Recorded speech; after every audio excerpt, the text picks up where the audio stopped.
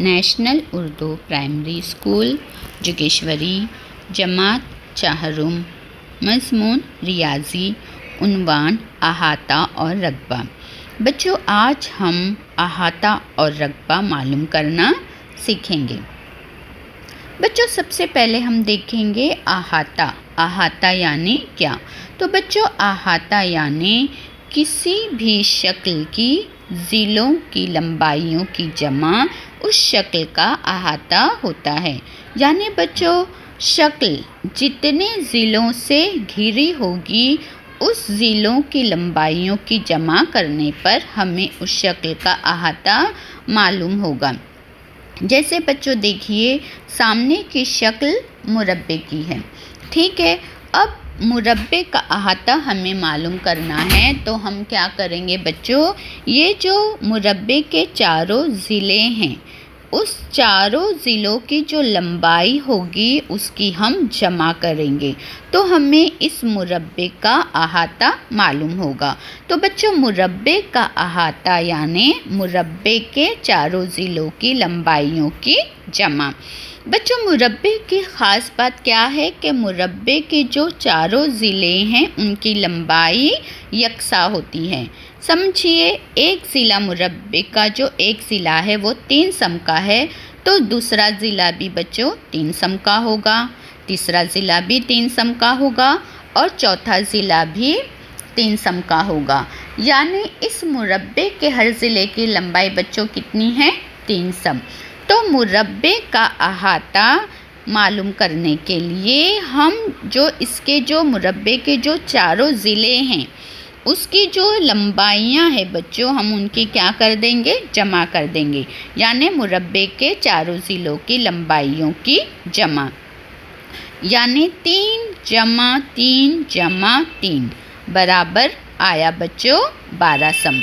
यानी इस मुरब्बे का अहाता 12 सम है। तो बच्चों, इस तरीके से अहाता मालूम करने के लिए हम शक्ल के जितने ज़िले होते हैं और उस शक्ल के ज़िले की जितनी लंबाई होती है उन लंबाइयों की हम क्या करते हैं बच्चों? जमा करते हैं तो हमें शक्ल का अहाता मालूम होता है। तो बच्चों, अभी हमने देखा मुरब्बे का अहाता, अब हम देखेंगे बच्चों मुस्ततिल का अहाता। तो बच्चों, मुस्ततिल का अहाता यानी मुस्ततिल के चारों ज़िलों की लंबाइयों की जमा। और बच्चों, मुस्ततिल की ख़ास बात क्या है कि मुस्ततिल के जो आमने सामने के ज़िले हैं बच्चों वो यकसा लंबाई के होते हैं।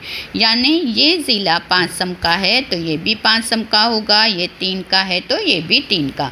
यानी सामने की शक्ल में मुस्ततिल के ज़िलों की लंबाई 5 सम, 3 सम, 5 सम और 3 सम की है।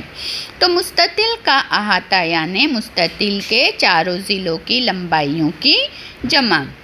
यानी बच्चों 5 जमा 3 जमा 5 जमा 3, तो जवाब आएगा बच्चों हमारा कितना? 16 सम। तो इस मुस्ततिल का अहाता 16 सम है। अब हम देखेंगे बच्चों मुसल्लस की यानी 3 ज़िलों से घिरी हुई शक्ल, ठीक है। तो 3 ज़िलों से घिरी हुई शक्ल को मुसल्लस कहते हैं। तो मुसल्लस का अहाता क्या होगा बच्चों? मुसल्लस के तीनों ज़िलों की लंबाइयों की जमा। यानी हमने क्या देखा कि अहाता यानी जितने ज़िले होंगे उतने ज़िलों की लंबाई। तो मुसल्लस के 3 ज़िले हैं तो हम क्या करेंगे? तीनों ज़िलों की लंबाइयों की जमा करेंगे। तो ये जो मुसल्लस है बच्चों, इस मुसल्लस की ज़िलों की लंबाइयाँ कितनी हैं? 2 सम, 3 सम और 4 सम। तो बच्चों, मुसल्लस का अहाता यानी मुसल्लस के तीनों ज़िलों की लंबाइयों की जमा। यानी 2 जमा 3 जमा 4 यानी कितना बच्चों? 9 सम। तो इस मुसल्लस का अहाता आया बच्चों 9 सम। तो बच्चों, हमने देखा कि किस तरीके से अहाता मालूम करते हैं। तो किसी भी शक्ल का अहाता मालूम करने के लिए बच्चों हम उस शक्ल के जो ज़िले हैं उनकी लंबाइयों की जमा करेंगे तो हमें अहाता मालूम होगा।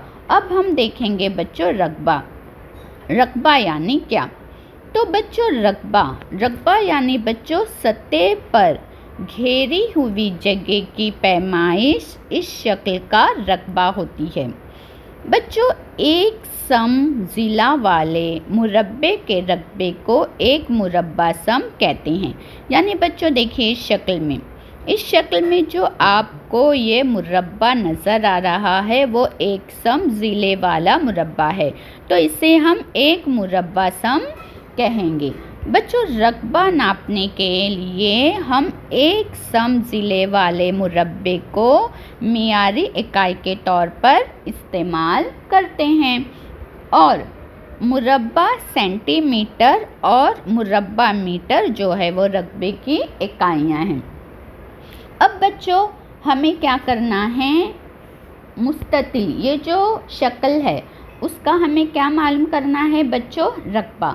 तो हम क्या करेंगे, इस शक्ल का रकबा मालूम करने के लिए इस पर एक सम ज़िले वाले जितने मुरब्बे हैं उन मुरब्बों की तादाद को हम गिनेंगे, तो हमें इस शक्ल का क्या मालूम होगा बच्चों, रकबा।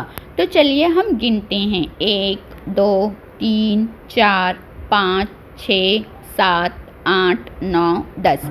यानी बच्चों इस शक्ल में एक सम मुरब्बे वाले जो रकबे हैं वो कुल कितने हैं, मुरब्बों की तादाद कितनी है, एक सम वाले मुरब्बों की तादाद 10 है।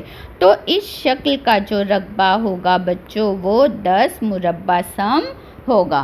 तो बच्चों इस तरीके से हम किसी भी शक्ल का रकबा मालूम कर सकते हैं। शुक्रिया।